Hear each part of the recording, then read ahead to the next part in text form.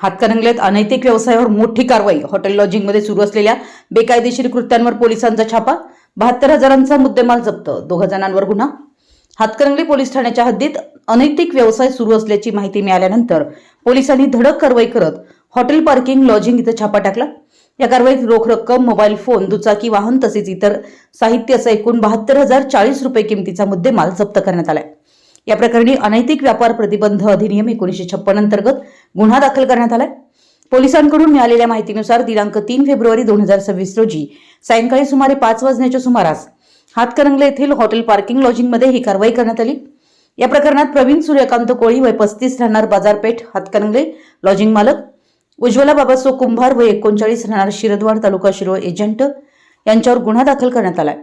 Police कारवाई दरम्यान आरोपींच्या ताब्यातून या घटनास्थळावरून रोख रक्कम, 2 मोबाईल हँडसेट व सिम कार्ड, प्रवासी नोंद रजिस्टर, प्रतिबंधित साहित्य तसेच दुचाकी मोपेड MH51 5232 असा मुद्देमाल जप्त करण्यात आला. पोलीस तपासात आरोपींनी संगनमतानं आर्थिक फायद्यासाठी बेकायदेशीर कृत्य केल्याचा संशय असून त्याद्वारे मिळालेल्या पैशांवर उदरनिर्वाह करत असल्याचं प्राथमिक तपासात निष्पन्न झालंय.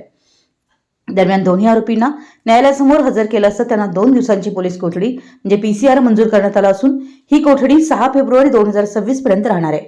या प्रकरणाचा पुढील तपास पोलीस निरीक्षक शरद नेमाणे यांच्या मार्गदर्शनाखाली सुरू असून अधिक तपशीलवार चौकशी केली जाते. आपल्या परिसरातील महत्त्वाच्या बातम्या पाहण्यासाठी आमच्या नवसंकेत न्यूज चॅनलला YouTubeवर सबस्क्राईब करा आणि बेल आयकॉन प्रेस करा.